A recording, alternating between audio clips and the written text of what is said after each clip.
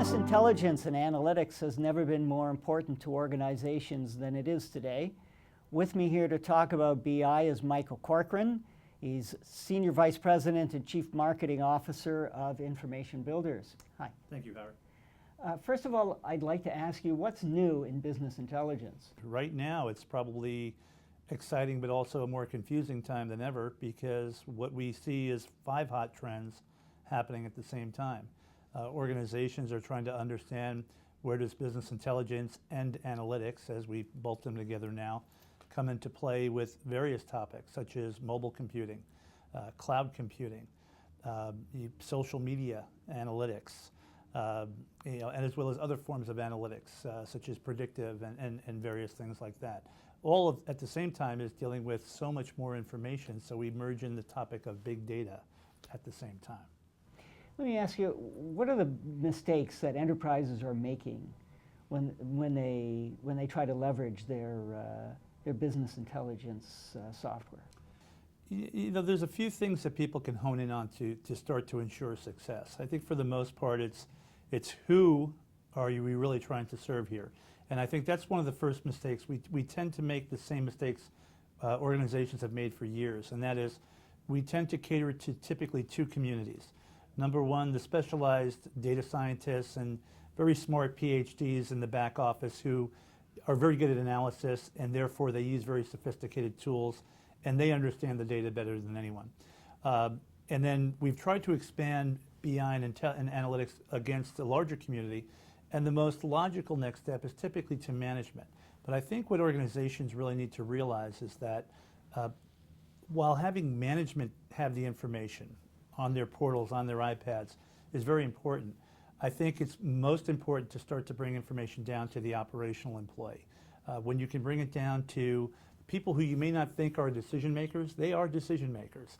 They might be talking to your customers on the phone on your support desk, your help desks. They might be delivering products to your customers on the delivery truck. They might be the law enforcement officers driving around patrolling your neighborhoods. All of these folks are making decisions, and when we can deliver down intelligence, information, analytics, especially performance metrics, comparative metrics that give them an idea of how well they're doing their jobs, it tends to drive their behavior. If you can take it one step further and go outside your firewall to your business partners and your customers, that's when you see an even greater opportunity for these BI and analytic technologies to drive real return for an organization.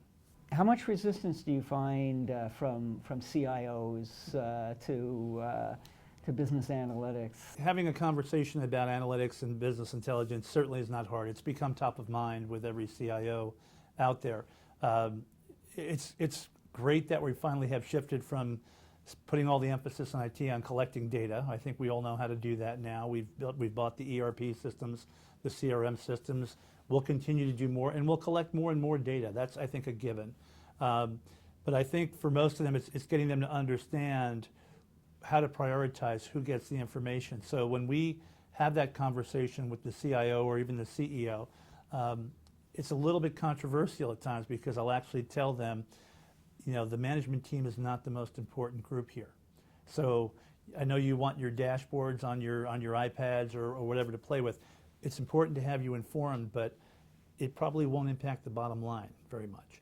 When you can drive it down to the communities we just spoke to, you'll see a change in behavior and culture in an organization.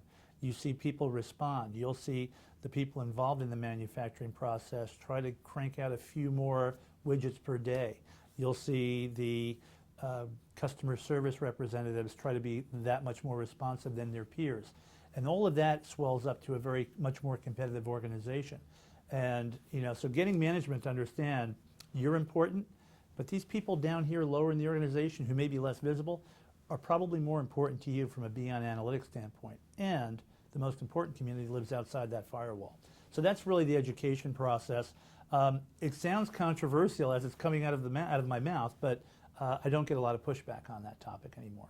There's no shortage of analytics software for organizations to choose from. The question is, how are you going to get value from it? I'm Howard Solomon, editor of IT World Canada.